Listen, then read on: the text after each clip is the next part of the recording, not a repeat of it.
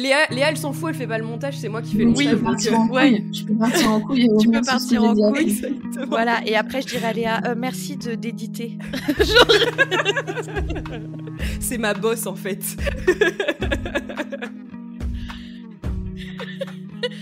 Fast and Furious, trop bonne, trop cool. Bonjour à toutes et bonjour à tous et bienvenue dans un nouvel épisode de Trop bonne, trop cool. Je suis toujours avec mon acolyte Léa 2, parce que c'est toujours elle la 2 apparemment. Coucou. Et aujourd'hui, on est trop contente parce qu'on reçoit Poppy Fusée. Autant vous dire qu'on est une big fan de cette douce personne et on est vraiment hyper honorés de la recevoir aujourd'hui. Eh ben bonjour les deux Léa. Bonjour Poppy. Ravie d'être là avec vous aujourd'hui. Bah franchement, c'est vraiment trop chouette. Tu fais partie de notre top liste des gens gentils. Donc, on pouvait pas rêver mieux pour démarrer cette série de Trop bonne, trop cool. Tu es notre deuxième invitée. Donc, clairement, c'est le top pour nous. Bah écoute, on va te laisser te présenter pour les gens qui ne te connaissent pas encore. Absolument. Eh ben, je m'appelle Poppy Fusée. Vous pouvez m'appeler Poppy. J'ai 35 ans. Je suis auteure, compositrice, interprète. Je suis tarologue, je suis illustratrice et je suis aussi apicultrice. Bah dis donc, toutes ces casquettes. Je suis multicasquette et toutes ces casquettes forment un équilibre entre elles et sont indissociables pour moi pour être heureuse. C'est trop chouette. Comment ça t'est venu tout ça, toutes ces envies-là de développer toutes ces compétences? C'est quand même hyper chouette et hyper rare. Ben, j'ai juste suivi mon cœur à chaque fois. En fait, dès que j'ai envie de faire un truc, je suis mon envie et je vais là jusqu'où ça m'emmène. Alors j'ai plein d'envies tout le temps. Par exemple, j'ai eu envie de me mettre au roller. Ça, par exemple, ça n'a pas beaucoup abouti. J'ai les rollers, mais je peux pas vous dire que je fais du roller. Donc il y a des petites lubies comme ça que j'ai eues qui ont été avortées assez tôt, mais il y en a certaines où je suis vraiment allée au bout, c'est-à-dire l'apiculture par exemple, ça a commencé le jour où Nicolas Hulot a démissionné en direct sur France Inter il y a quelques années. Bon, on ne savait pas ce qu'on sait maintenant sur Nicolas Hulot, oui. mais du coup voilà, moi ça m'a fait un choc, je me suis vraiment effondrée. Et je me suis dit non mais c'est pas possible. J'avais mis vraiment tous mes espoirs écolos sur ce mec et il démissionne. S'il y arrive pas, on va pas y arriver quoi. Personne va y arriver. Et donc je me suis un peu regardée dans la glace et je me suis dit bon et toi concrètement qu'est-ce que tu fais pour la planète? Et j'ai décidé du coup d'apprendre l'apiculture.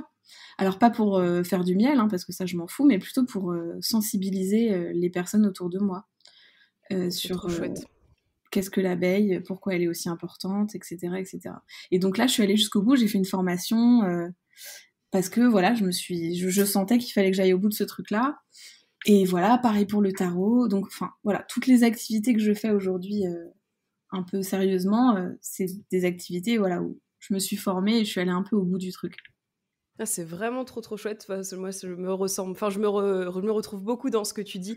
Moi, je fais un peu tout et n'importe quoi aussi, et les gens me disent mais tu t'éparpilles? Oui, c'est mon deuxième prénom, éparpillement, tout à fait, et j'adore. Donc je me retrouve beaucoup. Bah oui, mais parce que je pense que c'est pas. Moi, pendant très longtemps, j'ai été obsédée par la voie unique. Quelle est ma voie? Quel est mon chemin? Qu'est-ce que je fous là, quoi? Mais en fait, à chaque fois que j'essaye de me cantonner qu'à une seule chose, le reste me manque. Donc, mais c'est difficile parce qu'on est dans une société qui veut ça. Enfin, nos parents, en tout cas, la génération de nos parents, ils avaient un travail jusqu'à la fin de leur vie et du coup, c'était très unique, quoi, comme très voie, linéaire, comme les parcours. Ouais, très linéaire, ouais, exactement. Et du coup, est-ce que c'est quelque chose que tu as eu du mal à assumer par rapport aux autres ou juste par rapport à toi de t'autoriser cet espace en te disant en fait moi j'ai envie de faire plein de choses, ou est-ce que le regard des autres jouait aussi un rôle en te disant c'est dur d'expliquer aux autres que tu veux faire autant de trucs et de devoir te justifier à chaque fois? Alors, c'est une question très intéressante. Je pense que c'est vachement par rapport à moi plus qu'aux autres parce que j'ai la chance d'avoir un entourage qui est très safe là-dessus. J'ai des amis, un entourage et une famille qui sont assez extraordinaires et du coup, je pense que c'était vachement par rapport à moi, mais rien que par rapport à la musique qui est quand même mon activité principale de laquelle je vis maintenant, ça a été très compliqué pour moi quand j'ai commencé à vivre de la musique jusqu'à il y a pas très longtemps, de me dire la musique c'est mon métier. Enfin, c'était hyper difficile de me dire que c'était un métier, quoi. Parce que je me disais, mais attends, c'est pas possible. Moi, mes parents, ils ont l'air d'avoir vachement souffert de leur boulot. Enfin, moi, mon père, il est médecin, il travaille tout le temps. C'est vraiment, faut travailler, faut se faire mal, faut bosser. Ma mère, le travail, ça a été vachement un truc, j'ai l'impression un peu plus pas de sacrifice, mais ma mère, elle a jamais aimé bosser. C'était plus un truc pour subvenir aux besoins de la famille. Vu qu'elle nous a élevés un peu toutes seules, donc il y avait ce truc de bosser pour subvenir aux besoins. Donc pour moi, il n'y a jamais eu la notion de vraiment plaisir dans le travail. Et du coup, moi je me disais mais c'est pas possible en fait, je kiffe, je peux faire la grasse matinée, je peux aller à Euro Disney un mardi et je gagne quand même ma vie, c'est bizarre. Il y a quelque chose qui va pas, on va venir toquer à ma porte pour me dire Poppy, par contre, faut rendre l'argent. Ouais, c'était un peu ça, j'avais un peu l'impression qu'on allait me redemander tout l'argent à un moment donné. Mais du coup, voilà, ça a été très difficile, mais quand j'ai réussi à débloquer ça m'a aidé à débloquer le reste, donc à me dire, je peux faire plein de trucs différents. Et tu penses que tu as réussi à le débloquer comment ? C'est un matin, tu t'es réveillé et tu t'es dit « Allez, j'arrête de me poser autant de questions » ? Enfin, est-ce que tu peux l'expliquer, ce déclic-là ? Alors oui, je peux vous l'expliquer, c'est un peu perché, mais en fait, je me posais beaucoup de questions et c'était pendant le premier confinement. C'est parce que moi, avant, j'avais jamais dessiné, par exemple. Et pendant le premier confinement, je me suis mise à dessiner, faire des illustrations. Et d'un coup, il y a eu un engouement, j'ai en fait des commandes, je me suis mise à bosser pour des gens en dessin alors que j'avais jamais dessiné avant, donc ça faisait encore un truc qui arrivait dans ma vie et ça rajoutait un skills et je me suis dit mais c'est pas possible, là je vais me perdre complètement dans tous les trucs que je fais. Et donc voilà, j'avais cette obsession de quelle est ma voie, où est-ce que je dois aller, et du coup j'ai consulté une médium parce que je voulais pas du tout savoir l'avenir, mais je voulais qu'elle me dise dans ses ressentis si voilà, s'il y avait vraiment genre si c'était plutôt la musique, si c'était plutôt le dessin et tout. Et ça a été incroyable ce qu'elle m'a dit, parce que je lui ai pas du tout raconté ma vie. Je lui ai juste demandé de se connecter à mes guides spirituels. Et je lui ai posé juste quelques questions. Et en fait, elle m'a dit qu'il n'y avait pas qu'une voie pour moi, que c'était toutes les voies. Et c'est ça qui m'a débloqué en fait. C'est con, mais je pense que n'importe qui c'est pas d'autre. Con. Enfin, oui, ça peut être une médium, ça peut être quelqu'un d'autre. Oui, parce que c'est spirituel, exactement. Donc tu as ce côté, c'est pas tangible. Mais si c'est ça qui a fonctionné pour toi, c'est comme un jour tu croises quelqu'un et quelqu'un va te dire non, mais moi, pour moi, t'es multipotentiel, faut que tu ailles partout. Toi, ça a été pour toi une médium. Pour d'autres qui n'y croient pas, ça peut être un parent, quelqu'un qu'on croise dans la rue. Enfin, l'essentiel, c'est de se dire c'est quelqu'un qui t'a ouvert la possibilité d'accepter ce que tu avais en toi et d'enfin t'écouter et d'être en paix avec ce choix-là. Donc, c'est chouette. Exactement. Écoutez, on va recentrer sur le focus de Trop Bonne, Trop Cool, qui est le podcast des gens gentils. Poppy, on te reçoit aujourd'hui parce qu'on pense que tu es quelqu'un de sincèrement gentil. En tout cas, c'est ce que tu dégages dans tes chansons. Malheureusement, il y en a qu'une pour le moment. Moi, j'attends les autres chansons avec une grande impatience. Mais voilà, je trouve que tu dégages une douceur, une gentillesse, une sincérité, une authenticité. Et c'est pour ça qu'on a voulu te recevoir aujourd'hui. Et donc, on avait une question pour toi. Ça veut dire quoi pour toi être gentille au quotidien ? Je me suis jamais posé la question. Alors, en tout cas, c'est ce que je veux laisser comme impression. C'est important pour moi, en tout cas, je veux qu'on me perçoive comme quelqu'un de gentil et je fais toujours en sorte d'être gentille au maximum, même si c'est difficile au quotidien parce que je suis pas tout le temps gentille. Je vis en couple. Parfois, j'agresse mon mec. J'ai beaucoup de colère internalisée. Je suis pas que. Enfin, voilà, je transparais très gentille parce que je pense que c'est important et que je crois en la gentillesse. Mais c'est pas du tout tout ce que je suis. Et je pense que c'est important de le dire parce que j'apprends depuis quelques années justement à assumer mes ombres et à plus justement essayer de les planquer. Même si c'est très compliqué avec les réseaux sociaux. De de transparaître méchant, enfin autrement que gentil, quoi. C'est un peu compliqué de faire passer autre chose. Mais en tout cas, pour moi, la gentillesse, c'est juste faire en sorte que... Enfin, juste d'être... Moi, c'est juste la façon dont je me sens alignée avec moi. Mettre les gens à l'aise autour de moi, être à l'écoute, mais parce que je pense que c'est un élan naturel pour moi. J'adore être à l'écoute, que les gens soient bien, j'adore recevoir. Bon, je suis Cancer, j'ai vraiment un truc avec l'intérieur, être cocon, être maternelle avec les autres. Et donc, je pense que c'est juste être enveloppant, être bienveillant, faire en sorte que les gens se sentent à l'aise. Et t'as toujours eu cette personnalité-là, ou est-ce que t'es passée par des phases où t'as dû te protéger et donc être un peu moins justement enveloppante, à l'écoute pour justement te protéger, ou est-ce que t'as toujours eu cette facette-là de l'enfance, l'adolescence et ta vie d'adulte ? J'ai du mal à... Déjà, j'ai très peu de souvenirs d'enfance, donc c'est très compliqué. J'ai très très peu de souvenirs d'enfance. Mais oui, je pense qu'en amitié, en tout cas, c'est quelque chose que j'ai toujours eu, dans mes relations amoureuses aussi. Mais ça a été très difficile. Ouais, moi, je me suis battue contre moi-même pendant très longtemps. J'ai traversé des dépressions. Donc oui, ça a été super difficile. Mais bizarrement, c'est quand j'ai trouvé la spiritualité que tout s'est débloqué d'un coup, en fait. C'est quand j'ai trouvé un sens, quand j'ai trouvé ma version du sens, que d'un coup, il y a eu un apaisement général, en fait, de me dire... peut-être qu'en fait la mort c'est pas la fin.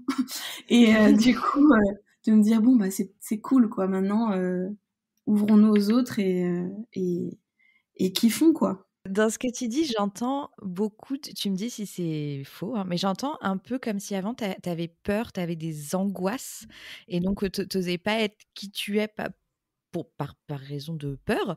Est-ce que c'est quelque chose, c'est le cas? Est-ce que du coup la spiritualité a apaisé tes angoisses et donc t'as laissé la place d'être gentille? Ou est-ce que ça a rien à voir avec ça et je raconte n'importe quoi? Non, oui, alors après moi faut savoir que depuis que je suis enfant, j'ai un truc qui s'appelle je suis une people pleaser. Donc j'aime que les gens m'aiment. Et du coup, la gentillesse est venue avec ce truc-là, parce que j'avais, c'est le résultat d'un besoin que j'ai d'attention, d'une envie que les autres m'aiment. Ça, c'est quelque chose qui fait partie de moi et qui enfin, je pense, fera toujours partie de moi, même si c'est moindre maintenant. Mais par exemple, enfin voilà, moi je me suis mise à la musique pour attirer l'attention parce que j'aime bien que les gens écoutent ma musique, j'aime bien que les gens viennent me voir en concert. Enfin clairement, l'attention c'est quelque chose que j'ai cherché pendant très longtemps. Du coup la gentillesse découle vachement de ça. Mais après oui, sur ce que tu dis de mes peurs, etc. J'ai vraiment ça a vraiment été très difficile jusqu'à mes 30 ans en fait. Je passais des heures et des heures allongée à regarder le plafond et à me demander vraiment ce que je fous sur cette planète. Ça a été très très difficile. Mais depuis enfant, d'ailleurs, j'ai des souvenirs d'enfance où je suis dans la cour de l'école et je regarde mes mains comme ça et je me dis mais c'est super bizarre, qu'est-ce que je fais là? Vraiment une quête de sens terrible. Et moi, j'ai grandi sans éducation religieuse du tout. Mes deux parents sont pas du tout dans la religion. Il y a même une aversion pour la religion chez mes parents. Du coup, c'était super, super compliqué. Même si aujourd'hui, je suis pas religieuse et que j'ai juste trouvé une ouverture, ça a été très difficile. Mais oui, c'est ça en tout cas qui a apaisé toutes mes peurs et qui fait qu'en tout cas, oui, ça me donne... Enfin, je pense que l'apaisement m'a amené à une gentillesse plus sincère, en tout cas. C'est très intéressant parce qu'il y a vraiment, dans ce que tu dis, il y a beaucoup de remise en question et pour avoir déjà échangé avec nos auditeurs ou nos auditrices, on est toutes dans cette remise en question-là et c'est super chouette d'avoir quelqu'un qui a trouvé... ce qui l'apaisait, ce qui lui faisait du bien. Et du coup, dans cet apaisement, est-ce que tu as eu un changement drastique dans ta vie? Est-ce que, par exemple, tu as fait du ménage dans tes proches, dans les gens qui t'entouraient? Ou est-ce que ça s'est juste manifesté par ton appel à la spiritualité? Tu peux nous expliquer un peu ce changement-là? Alors moi, ça a été vertigineux quand je me suis ouverte à la spiritualité. Ça a été en fait très violent parce que c'est suite à Bon, alors j'ai perdu mon chien en 2016 et j'étais avec elle dans la pièce où elle est décédée, parce qu'on l'a dû la faire piquer, elle était très très vieille, bon, elle a eu une très belle vie et tout, mais j'étais là à ce moment-là, et vraiment je l'ai vue partir, quoi. Et je sais pas comment, mais ça a planté une graine dans mon cerveau, et j'ai pas pu m'empêcher de me dire, mais c'est pas possible, elle a pas pu partir nulle part. Parce que là, je vois qu'il y a juste un corps inanimé, il manque une partie d'elle. Et après ça, j'ai fait des recherches, j'ai lu plein de livres. Je suis tombée dans ce que j'appelle le trou de la spiritualité, parce que vraiment, ça peut être très vertigineux quand on ouvre cette porte, parce qu'on se rend compte le nombre de lectures, le nombre de vidéos, le nombre de ressources qu'on a, surtout aujourd'hui. Et donc, ça a été très vertigineux. Et du coup, j'ai oublié carrément ta question. Est-ce que ça a vraiment marqué un tournant dans ta vie? Est-ce que tu as fait le ménage autour de toi? Enfin, qu'est-ce que ça a changé dans ton quotidien? Voilà, donc d'abord, il y a eu un gros repli sur moi pendant que j'étais pendant ces recherches-là, qui a duré à peu près 1 an. Et ensuite, oui, petit à petit, et sans vraiment m'en rendre compte, oui, en fait, les liens toxiques que j'avais, j'ai mis un terme à ça. Voilà. J'ai quitté mon groupe avec qui j'étais pendant 10 ans parce que c'était une histoire qui était très compliquée. Il y avait un lien toxique qui était alimenté par nous deux, hein, bien sûr. Parce que moi, je crois que c'est surtout les relations qui sont toxiques plutôt que les personnes. Et voilà, j'essaye de m'entourer de personnes saines qui me font me sentir bien et avec qui j'ai pas peur d'être moi-même, quoi. Oui, qui vont pas profiter justement de ta gentillesse et de tout ce que tu es. Enfin, j'imagine que tu as vu la différence entre ces relations toxiques-là et ces relations hyper saines maintenant. Absolument. Vraiment. Oui, je vois la différence. Bah, de toute façon, il y a même pas photo, quoi. Et puis c'est fou comme t'avances tellement vite sur ton propre chemin avec des gens qui juste t'aident à être juste toi-même, quoi. C'est fou. Et est-ce que maintenant, en tant que people pleaser ou ex-people pleaser, parce qu'avec Léa, on connaît très bien cette problématique, est-ce que maintenant tu as des alertes que tu vois quand tu retombes dans ce schéma qui du coup peut être... ça fait partie de nous, c'est comme ça, tu vois, on a envie que les gens nous aiment, etc. Mais est-ce qu'il y a des moments où tu as des alertes où tu te dis, là c'est trop, en fait c'est plus sincère, c'est vraiment pour mon ego personnel et du coup je retombe dans une relation un peu toxique, et est-ce que dans ce cas-là, tu es capable aujourd'hui de dire, ok, stop, prise de recul, est-ce que vraiment là je suis alignée avec qui je suis? Ouais, ça peut m'arriver avec des personnes que j'admire beaucoup, qui d'un coup peut-être s'intéressent à moi parce que je sors un titre et que du coup ils me découvrent, et enfin tu vois, pour moi c'est toujours un truc de fou, tu vois, quand une personne un peu connue que j'aime bien, enfin tu vois, des artistes que j'admire d'un coup s'intéressent à moi et se mettent à me parler, d'un coup j'ai ce truc où oui, il faut absolument que cette personne m'aime, et donc là ça reste encore quelque chose de difficile pour moi d'être 100% moi-même, mais bon, j'ai de la chance parce que je peux en parler avec ma meilleure amie Nova, qui me connaît tellement par cœur, et on connaît très bien ce truc-là toutes les deux. Et donc souvent, quand je dis une phrase qui est too much, après je lui dis, regarde, j'ai dit ça, c'est pas possible, et elle me dit, ah là là, people pleaser. Donc on en rigole, mais oui, maintenant je m'analyse un petit peu plus, et j'arrive à voir quand vraiment c'est trop, quoi. Et tu arrives à t'en sortir du coup de ces situations-là, à justement reprendre le dessus et faire en sorte que si la personne elle t'aime pas, c'est pas grave, ou est-ce que t'en as conscience mais t'arrives pas forcément à en sortir? C'est encore super difficile à gérer, honnêtement. Je pense que j'en suis pas encore sortie de ce truc-là. C'est très difficile quand j'ai l'impression que quelqu'un m'aime pas, quoi. J'ai beaucoup de chance parce que pour l'instant j'ai pas de haters, j'ai pas de personnes qui me mettent des commentaires super méchants et tout, donc pour l'instant je touche du bois, mais là-dessus je suis assez blessed, mais je pense que je le vivrais super mal, ça, par exemple. Ouais, d'accueillir la haine des autres, surtout via les réseaux sociaux. Quand on s'expose toujours à des gens qui sont malheureusement pas notre audience et pas notre public, et c'est vrai que ça peut toujours déborder sur d'autres choses, mais à ce moment-là, tu auras un super community manager qui fera tampon et tu n'auras pas besoin de gérer ce genre de trucs-là néfastes. Alors, on va continuer du coup sur nos petites questions. Moi, j'avais une question parce que du coup, je trouve que le milieu de la musique, en tout cas d'un point de vue, moi, je consomme énormément de musique et je me nourris beaucoup d'histoires autour de la musique. On a l'impression que c'est un milieu assez dur, assez concurrentiel, où il n'y a pas trop de place pour les gentils et on a l'impression qu'il faut être un peu plus un requin, écraser les autres pour réussir. Toi, comment tu te places face à tout ça en débarquant avec ta joie de vivre, ta gentillesse, ta douceur dans ce milieu-là? Comment tu te positionnes face à tout ça? Donc, j'ai eu un groupe avant, pendant 10 ans, donc, qui s'appelle Part-Time Friends. Et j'ai été assez protégée de ce truc-là parce que comme j'étais en groupe, j'ai pas eu les mêmes difficultés que, par exemple, certaines amies qui sont des femmes et qui sont seules dans ce métier, par exemple. Donc j'ai été assez protégée de ça, même s'il y a eu des grosses crises internes dans le groupe. Et puis surtout qu'on était assez des outsiders finalement. On a tracé notre chemin un peu en solo finalement. On n'a jamais appartenu à un groupe ou à une famille musicale. Désolée, le bip de ma... Il n'y a pas de souci, c'est le podcast de la nature, donc il n'y a vraiment pas de souci. Sa vie. Voilà. Hein. Oh non, Poppy fait des machines. Quelle déception. On croyait que t'étais écolo, Poppy. Et du coup, j'ai été assez protégée de tout ça parce que voilà, on n'a jamais eu ce truc de concurrence, de requin, d'écraser les autres ou même de se faire écraser. On a juste évidemment vu des groupes au tout début quand on a commencé qui étaient super hautains parce que nous on a commencé à faire de la pop il y a 10 ans quand c'était pas du tout la mode. Et du coup, les gens nous regardaient comme ça, genre n'importe quoi la pop. Et en fait, plus on a avancé, plus on a vu ces groupes-là, eux qui étaient plus cool quand on a commencé, devenir moins importants et nous trouver cool. Enfin, en fait, la musique, c'est des cycles.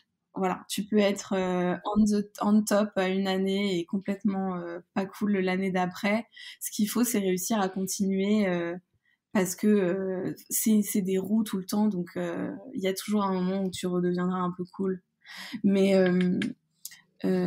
pardon, je perds toujours le fil des questions que vous me posez. Hein. Non, plus par rapport au fait justement maintenant que tu sois toute seule dans cette aventure et que tu arrives en tant que Poppy Fusée, est-ce que c'est pas dur justement de te faire ta place en tant que gentille, fille douce toute seule? Alors je crois qu'on peut réussir en étant gentil. Je crois sincèrement à la gentillesse. Je crois surtout au karma. Donc je crois surtout que quand t'es méchant, ça te revient. Ça, j'y crois à fond. Mais surtout, en fait, je suis pas toute seule. Et je pense que le plus grand talent dans ce métier, quand on porte un projet solo, en fait, c'est de s'entourer. Et je suis extrêmement bien entourée. J'ai un label qui est super bienveillant, qui croit en mes idées, qui me laisse toute la direction artistique de mon projet. Je compose et je produis mes musiques avec un garçon super. Et j'ai un entourage amical, musical qui est incroyable et qui me porte beaucoup. Donc ça, je trouve ça merveilleux. Et je trouve qu'en fait, ça va de mieux en mieux dans ce métier. Je trouve qu'il y a une entraide, en particulier entre les femmes, je trouve, en ce moment, entre les chanteuses. Je trouve que ça s'aide vachement. Ça se tire vers le haut, ça s'aide, ça se met en avant. Et je trouve que c'est merveilleux parce que pendant des années, en fait, c'est les labels qui nous ont mis en concurrence. Sauf que maintenant, en fait, avec l'arrivée des réseaux sociaux, l'arrivée d'Instagram, on se parle, en fait. Et du coup, ça désamorce vachement de choses. C'est trop chouette d'avoir l'autre côté, j'aime trop. Ah ouais, c'est génial. Et puis, c'est vrai, là, tu viens de le dire, l'arrivée des réseaux sociaux, je pense qu'aussi, tu peux avoir la proximité avec ton public que t'avais sûrement pas avant, et du coup aussi être capable de dire à ton label, moi j'utilise un mot mais je ne sais pas ce que ça veut dire, mais je vais l'utiliser comme si fake it till you make it, voilà, donc avec ton label, et lui dire bah si, regarde, c'est ça que les gens attendent, c'est là où moi je trouve ma place, et lui va pas te sortir une étude de marché sortie de nulle part, parce que en fait, maintenant, t'es en direct, quoi, avec les gens, et donc peut-être que tu trouves aussi une liberté là-dedans à pouvoir être comme quand tu mets des petites vidéos, tu vois, au piano hyper rapidement, et parce que tu partages quelque chose sur le moment, et ça, j'imagine qu'il y a 20 ans, les musiciens pouvaient pas le faire, les artistes pouvaient pas le faire de cette façon-là. Ouais. Exactement, les artistes pouvaient pas le faire et puis il y avait une vraie mainmise de ta promotion. C'est les labels qui s'occupaient vachement de ça. Et en fait aujourd'hui, bon, Instagram ça a beaucoup de défauts et on est tous esclaves et c'est vraiment je trouve ça terrible. Ça crée énormément d'anxiété chez beaucoup d'artistes de devoir poster les algorithmes et tout ça, c'est beaucoup d'anxiété. Mais d'un autre côté, je trouve que ça redonne le pouvoir à l'artiste. Parce que maintenant, les gens, en fait, ils sont très sensibles à qui tu es vraiment. Et je trouve qu'un artiste, quand c'est son label qui gère son Instagram, ça se voit tout de suite. Il y a pas... Et je pense que les gens, ce qu'ils attendent aujourd'hui, c'est vraiment une sincérité, de voir vraiment qui est la personne, quoi. Enfin, le cas d'école que je sors toujours, c'est November Ultra. Nova, c'est fou. Enfin, c'est 100% elle met des vidéos, elle partage sincèrement ce qu'elle a envie de partager, ce qu'elle veut pas partager, elle le partage pas. Il y a un truc très aligné avec elle, c'est ce qu'elle s'est fixé comme limite et ce qui est ok pour elle de partager. Et ça fonctionne, mais parce que c'est authentiquement elle. Et moi, je crois à ce truc-là que quand c'est authentiquement soi, quand on est aligné avec soi, mais ça fonctionne, ça intéressera toujours des gens. Oui, et puis tu peux pas. Enfin, moi, j'estime que en tant qu'être humain, tu peux pas attaquer l'authenticité de quelqu'un d'autre. Tu peux ne pas te retrouver dans comment est l'autre, ce qu'elle fait, ne pas partager les mêmes valeurs, la même histoire, etc. Mais quand tu es dans ton alignement, dans ton authenticité, il y a rien à redire. Enfin, en fait, c'est toi, c'est comme ça. Il y a pas de face cachée, pas d'espèce de tentative de faire des trucs, qui sont pas tout à fait toi et du coup, forcément, ça marche. Enfin, rien qu'à l'échelle, et Léa, je pense que tu te rends compte encore plus que moi parce que, du coup, Léa, son métier, c'est quand même d'aider les marques sur Instagram et cetera et on se rend bien compte, moi, quand j'utilise donc mon réseau social pour ma marque, c'est hyper incarné et c'est ça qui fonctionne. Enfin, les gens ont envie je pense que demain, je leur dis, bah voilà, je lance autre chose. Les gens me suivent parce qu'ils ont envie de savoir ce que je vais faire, et etc. etc. Et ça, c'est quand tu es aligné, quand tu es authentique, quand tu es transparent, bah il n'y a rien à redire en fait. Ouais, et puis tu attires forcément des gens qui te ressemblent et qui te sont d'autant plus fidèles parce que du coup, tu viens les toucher droit au cœur. Enfin, vraiment, tu te livres sans préméditation, enfin voilà, c'est vraiment de la nature peinture. Et enfin, en tant qu'utilisateur, en tant que créatrice et même en tant que, bah, c'est mon métier. Et moi, je suis beaucoup plus les gens pour qui ils sont plutôt que pour ce qu'ils font. En fait, c'est qui ils sont qui me font aimer ce qu'ils font. Enfin, je sais pas comment expliquer, mais c'est vraiment ça. J'aime la personne avant d'aimer le produit, avant d'aimer la chanson, avant d'aimer voilà. Et du coup, j'aime trop avoir cette proximité. Et j'ai l'impression qu'en tant qu'utilisateur, on a l'impression d'être spécial et de rentrer un petit peu dans le cercle proche de. Enfin, voilà, quand Poppy s'est connectée tout à l'heure, j'ai l'impression de te connaître parce que je la suis tous les jours sur Instagram et voilà, c'est comme si c'était une copine quoi. Et du coup, il y a un côté vraiment chouette de proximité et je trouve qu'avec November Ultra, Poppy, enfin vous dégagez une nouvelle vague où vous ne faites pas semblant, où rien n'est calculé et franchement ça fait vraiment du bien. Bah écoutez, merci beaucoup. Et puis les musiques sont magnifiques. Faut aussi rajouter ça. Merci. Bah non, mais c'est parce que je pense qu'on met autant de sincérité dans notre musique que comme on gère nos réseaux et c'est tout. Mais après, voilà, on a de la chance parce qu'on s'amuse avec ça. Enfin, il y a un truc ludique et tout. Et là où je pense que d'autres artistes, ils subissent les réseaux sociaux et en fait, ça se voit un petit peu. Et si un jour t'as ton label qui pour X ou Y raison te dit voilà Poppy, pour être plus connue, faut que tu publies tel jour à telle heure, que tu fasses telle vidéo, que tu suives telle tendance, qu'est-ce que tu leur dirais si un jour il y a quelqu'un de l'extérieur qui vient te dire pour que ça fonctionne vraiment, il faut faire ça? Comment tu le gères ce genre d'injonction? Alors j'ai beaucoup de chance parce que je sais que mon label ne viendrait jamais me dire ça parce qu'on en a déjà beaucoup parlé. Je dirais non. Non, tout simplement, mais parce que je pense vraiment que quand c'est pas naturel, moi je te dis un post, je me dis pas tiens aujourd'hui je vais poster à 10h quoi. C'est parfois de temps en temps je suis en train de scroller sur mon téléphone, je vois une photo que j'aime bien, je dis ah c'est marrant, je l'avais pas postée celle-là, tiens de quoi j'ai envie de parler aujourd'hui et puis voilà, il y a un petit texte et ça part mais parfois je poste à minuit. Enfin, je veux dire, pour les algorithmes, parfois c'est un peu n'importe quoi comment je poste. Mais Mais voilà, mais il y a d'autres postes qui sont évidemment programmés. Enfin, à chaque fois, quand on sort un titre avec Nova, évidemment que c'est prévu. Évidemment, on prévoit un minimum un petit teaser, un petit machin, Bah un petit oui. truc après. Tu vas pas être aux toilettes en disant pourquoi j'ai pas sorti cette musique, tiens mince, je l'aimais bien, je vais la poster là. Ça pourrait être un concept, hein, Léa. C'est clair. Il y a peut-être quelque chose à creuser là. Et d'ailleurs, ta réponse me fait rebondir sur une question qu'on aime bien poser avec Léa aussi. Donc, tu arrives à dire non, et ça, je trouve ça incroyable. C'est récent. Hein. C'est hyper récent. Vraiment. Vraiment, ça a été très difficile pour moi d'apprendre le non. Mais maintenant que je sais le faire, j'utilise à tout bout de champ. Comme un enfant qui a une période où il dit tout le temps non. Non, maintenant, d'abord je dis non et après je dis on verra. Vous savez dire non ? Pas du tout. Non. Alors, moi, 0%, c'est-à-dire que je suis vraiment people pleaser comme toi, et en fait, j'ai tellement peur qu'on ne m'aime pas que je préfère dire oui et me contorsionner dans tous les sens pour que ça fonctionne, alors qu'à la base, je ne veux pas le faire ou j'en ai pas envie. Mais en fait, j'ai tellement peur, voilà, qu'on m'aime pas que je dis oui et qu'après, je regrette, en général, sur certains trucs. Et moi, je sais pas dire non, mais maintenant, j'arrive à faire machine arrière, ce qui est un bon début.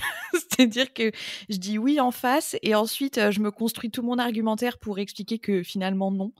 Donc, je vais pas me contorsionner en mille, mais je suis entre les deux, tu vois. Je suis en chemin. Je suis absolument passée par ta phase. Donc, t'es sur le bon chemin.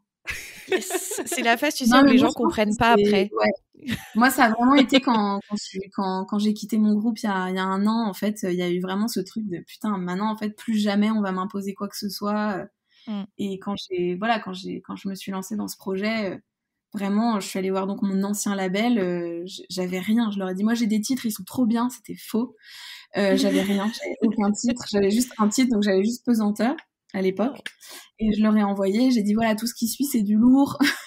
Donc j'ai dit on dirait les rappeurs sur Insta. Vous êtes pas prêts? Vous êtes pas prêts, les gars. Vous êtes pas prêts? Voilà, j'étais en mode rappeuse. Et je leur ai dit voilà, moi je vous dois rien, enfin je vous dois pas de faire ce projet avec vous parce qu'on a bossé ensemble pendant 10 ans. Vous me devez rien non plus. Si on part ensemble, c'est parce que voilà, moi je vous le dis, j'ai une vision, j'ai un truc machin. Mais voilà, je me suis vachement imposée et du coup depuis je suis super à l'aise pour leur dire non quand ils me proposent une promo qui me plaît pas ou qu'il y a un truc où je suis pas d'accord. Il y a vraiment je suis trop contente quoi. On a trouvé une intelligence de travail où il n'y a pas d'ego, où c'est juste super simple quoi. Mais ce qui est beau dans ce que tu dis, c'est qu'on sent que c'est lié aussi à cette prise de légitimité que tu as eue par rapport à la musique. C'est ton métier, c'est moi qui ai la main dessus, je quitte ce groupe. En fait, tout est cohérent, c'est-à-dire qu'au moment où tu trouves vraiment qui tu es, ce que tu veux faire, que tu l'assumes, bah, le people pleaser, il disparaît un peu et tu es capable de dire non, parce que la personne à qui tu veux faire plaisir, avant tout, bah, c'est toi. Et comment tu interprètes un peu la façon dont tout s'est mis en place, tu vois?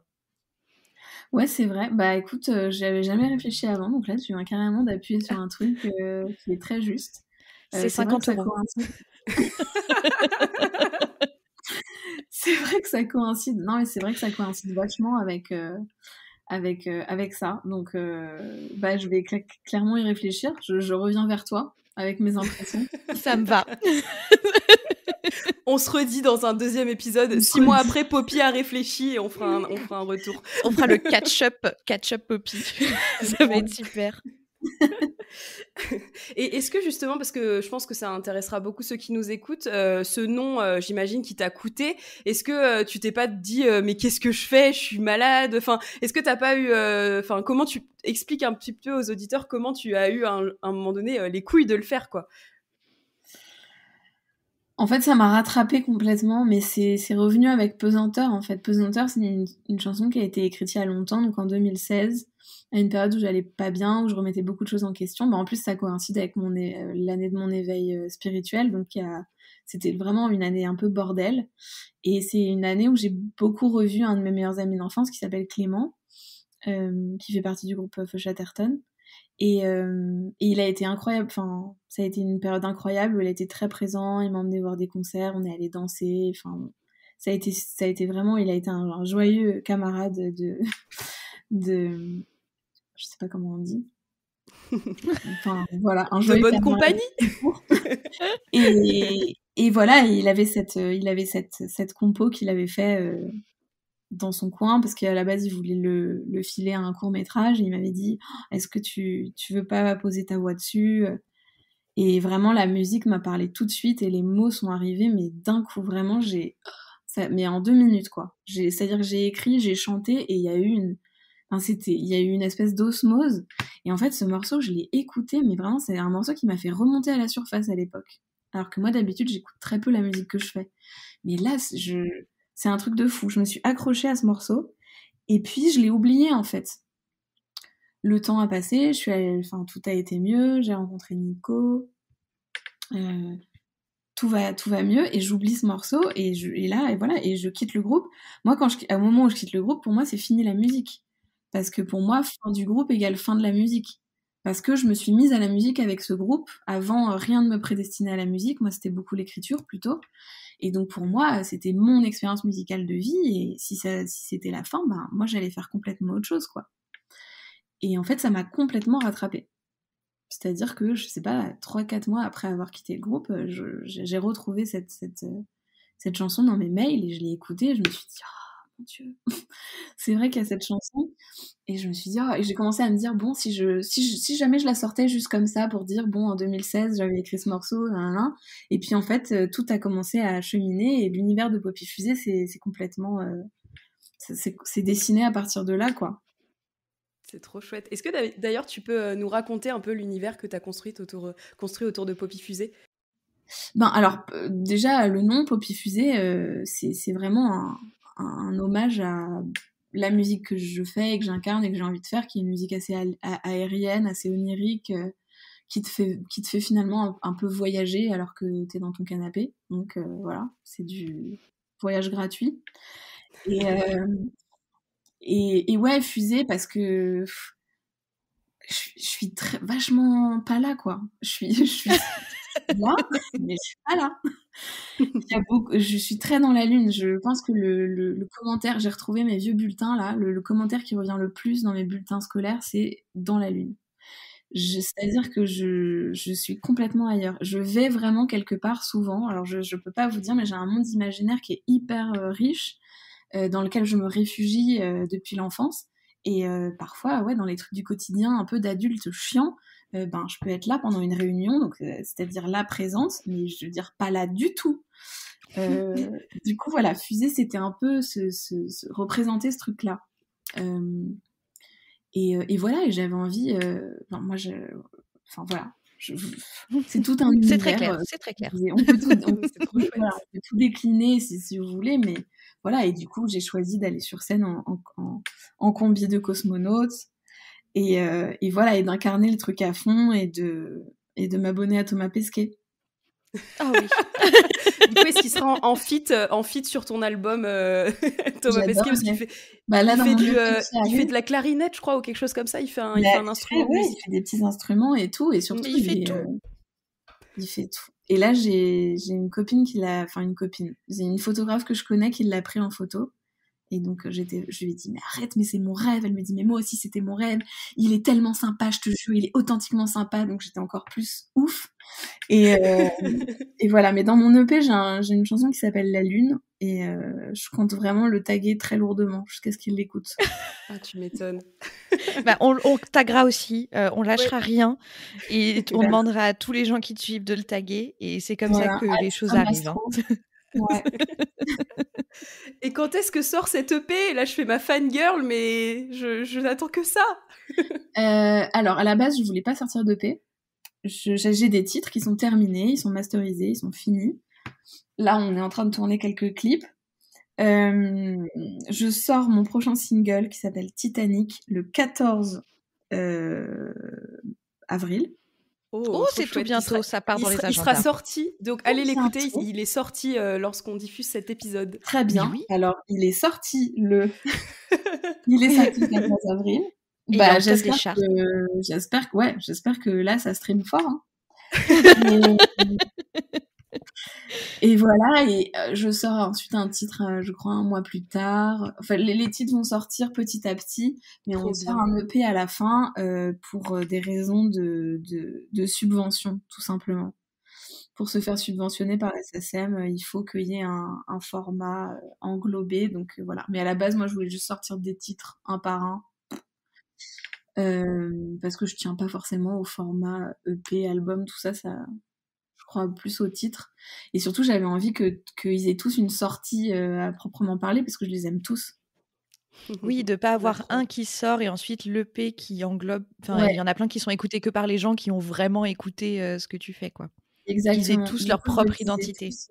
Voilà, du coup, je veux qu'ils aient tous une petite sortie. Donc voilà, on va leur faire une petite sortie individuelle et à la fin, ils seront réunis dans un EP. Trop chouette. Bah, écoute, on est trop contente que tu partages ça avec nous parce que vraiment, on suit ton travail, on aime beaucoup ce que tu fais. Donc, nous, on veut le faire découvrir à tout le monde. Moi, je fais écouter à tout le monde Pesanteur. Donc, j'ai vraiment envie que tout le monde te connaisse. Bah, j'espère que la suite vous plaira parce que c'est un peu... Enfin, du coup, ce qui arrive, ça va être en français. J'adore. Trop bien. En fait, depuis que j'ai pu mon groupe, je suis incapable d'écrire en français. En anglais, pardon. Ah oui, d'accord. Ça m'est venu... tout m'est venu en français. Donc, moi, j'aime beaucoup que les chansons soient en français. Je sais pas, j'ai l'impression que ça me touche encore plus directement. T'as pas la barrière où tu traduis automatiquement dans ta tête. C'est vraiment les mots que tu peux employer au quotidien. Il y a quelque chose de très intime quand les gens chantent en français. Donc, j'ai bien hâte. Okay. Bon, non, ça va être vraiment trop cool. Bah, merci en tout cas. Et j'ai une petite question pour toi, parce que moi, c'était vraiment le postulat de base du podcast. Avec Léa, on s'est dit qu'on en avait marre que les gens disent que trop gentil, c'était forcément négatif. Qu'est-ce que tu dis à quelqu'un qui te dit que tu es trop gentille ? Je réfléchis. Hein. Tu es trop gentille. Elle est trop gentille. Ah ouais, c'est négatif. Bah en fait, j'arrive plus à trouver ça négatif, moi. Ah bah tant mieux, tant mieux. Parce que c'est vrai que maintenant on dit juste « Oh, il est trop gentil », mais vraiment d'une façon, en fait, vraiment, je pense que vous avez raison, la gentillesse, c'est le nouveau cool. Et je pense que c'est en train d'atteindre les cerveaux de tout le monde. Hein. En tout cas... Donc on peut pas être trop gentil, du coup. Non, on peut pas être trop gentil. Je pense pas qu'on puisse être trop gentil. Je pense qu'il y a une limite, évidemment, à se fixer à soi-même. Et justement, on parlait tout à l'heure du non, c'est-à-dire de connaître ses limites et de savoir là où on veut pas aller, mais plutôt pour soi. Mais si on n'a pas de limite, on n'a pas de limite, quoi. Je crois pas à la trop gentillesse. On peut pas être trop gentil. Je crois qu'on a le titre de l'épisode. Poppy faisait 2 points. Je ne crois pas à la trop gentillesse. J'adore. Non, c'est vrai, merde, il y a tellement de gens qui sont pas gentils, donc les gens gentils, il faut qu'ils pallient aux gens pas gentils, donc voilà quoi. On peut pas être trop... Moi, je suis intimement convaincue que les gens pas gentils, dans le fond, c'est des gentils qui veulent pas l'être. Enfin, tu vois, on t'a éduqué pour être pas gentil. Alors, si les gentils qui osent être gentils reprennent le pouvoir, bah, ça va juste servir à tout le monde. Et tout le monde va baisser d'un niveau d'énervement et ça va être beaucoup mieux. Ouais. Donc, go les gentils. Évidemment, ouais. Bah, j'ai une copine qui m'avait dit cette phrase qui m'avait hyper touchée. Elle m'avait dit, mais je sais même pas si c'est d'elle, mais en tout cas, elle m'avait dit Poppy, je crois qu'il n'y a pas de gens méchants, il y a que des gens qui souffrent. Oh, c'est beau. Je crois que ça vient de Jacques Brel. Ouais. Ah, tu crois ? Bah, c'est il me semble que c'était dans une interview qu'il avait dit ça. Je veux pas dire que ta pote a volé, on ira faire nos recherches. Mais il me semble qu'il a dit quelque chose comme ça. C'est pour ça que je dis, je suis pas sûre que ce soit d'elle, mais en tout cas, ça m'avait hyper touchée et je trouve que c'est très très juste. J'y crois ça à fond. Ouais, pas pareil. C'est vraiment une belle phrase, ouais, une belle conclusion à cet épisode tout doux. On a notre question signature parce qu'on est des meufs hyper prétentieuses. On a fait 3 épisodes et on a déjà une question signature. Et en plus qu'on a volé à d'autres podcasts. Donc franchement, les meufs, elles se prennent pour qui ? Mais bon, on va te poser la question. Qui est-ce que tu verrais dans les prochains épisodes de Trop Bonne, Trop Cool ? Est-ce qu'il y a un invité ou une invitée qui te viendrait en tête pour être à notre micro ? Je vais vous dire des gens gentils de mon entourage. Bah, évidemment, je peux pas ne pas vous dire November Ultra. Vous inquiétez pas, je vais la saouler pour qu'elle... Oui. On attendait que ça. Et là, elle sort l'album et tout, c'est vraiment compliqué, c'est très chaud son planning, mais si ça se calme un petit peu après, franchement, je suis sûre qu'elle serait ravie de le faire. Avec plaisir, évidemment. Il y a le pas Thomas Pesquet. Hein. Bah, Thomas Pesquet, franchement, si vous arrivez à l'avoir, là, je viens chez vous. Hein. On t'invite aussi, Poppy. Promis, si on a Thomas Pesquet, tu es le 4e guest. On te renvoie la balle. Mais sinon, il y a Le Noiseur, qui est un artiste qui est dans mon label, qui, au premier abord, de loin, et sur ses réseaux, tu te dis pas, c'est un mec gentil. Enfin, parce qu'il est toujours très bien habillé, il a une petite posture et tout. Et en fait, je l'ai rencontré, c'est un truc de ouf. Mais vraiment, je suis choquée. Je suis choquée de la gentillesse. Et non, mais c'est déjà bien, hein, déjà 2 recommandations. C'est super. Et puis avoir quelqu'un qui, du coup, de prime abord, paraît pas gentil et un homme. Moi, je trouve ça toujours très intéressant. Donc go. Bah, vous pouvez lui écrire de ma part. Ouais. Oui, merci beaucoup Poppy, on espère que tu as passé un bon moment et que voilà, on a pu amener un petit peu de douceur et de gentillesse dans les oreilles de nos auditeurs qui nous ont suivis jusqu'ici. Déjà, merci Poppy, merci beaucoup. Merci à vous, c'était un super moment, ça m'a fait trop du bien. Je commence très bien ma journée. Ah ben parfait, on est contente d'entendre ça. Merci beaucoup. Bah écoutez les filles, si ça vous va, on va conclure ici. On a fait presque 50 minutes d'épisode à peu près, donc je pense que on va pas déborder plus. Est-ce que vous avez un mot de la fin ou est-ce que vous voulez que je conclue cet épisode? Je vous laisse la parole, soit pour me dire non, Léa, on n'a pas de mot de la fin. Non, j'ai pas de mot de la fin. C'est bien Léa, t'as dit non, bravo. Ouais, c'est bien. Il y a un bon mot de la fin, là. Moi, je vais dire soyez vous-même. Voilà. Parfait. Bah parfait. On peut vraiment J'allais dire soyez gentil, mais j'ai envie de dire soyez vous-même. Soyez vous-même, c'est encore mieux. Comme ça, ceux qui veulent être méchants, grand mal leur fasse. Mais bon, ils seront méchants. Écoutez, ils seront moins heureux que nous, c'est tout. Mais merci encore Poppy d'être venue prêter au jeu du micro de Trop Bonne Trop Cool. Vraiment c'était un plaisir de te recevoir et pour nos auditeurs pareil, merci de nous avoir écoutés jusqu'ici. On vous retrouve dans 2 semaines, il y a un épisode toutes les 2 semaines, peut-être plus. Avec Léa on se pose la question de est-ce que c'est vraiment assez, mais bon après c'est une question de charge de travail aussi, donc pour l'instant on va rester sur toutes les 2 semaines et on verra, on fera un bilan avant l'été, voir ce qu'on fera à la rentrée. En tout cas merci à tous de nous écouter. Vous pouvez nous suivre sur notre compte Instagram Trop Bonne Trop Cool, nous retrouver sur toutes les plateformes d'écoute, bien sûr nous mettre 5 étoiles, vous connaissez les bails et puis voilà, on vous dit à très vite, des bisous, bye bye, des bisous.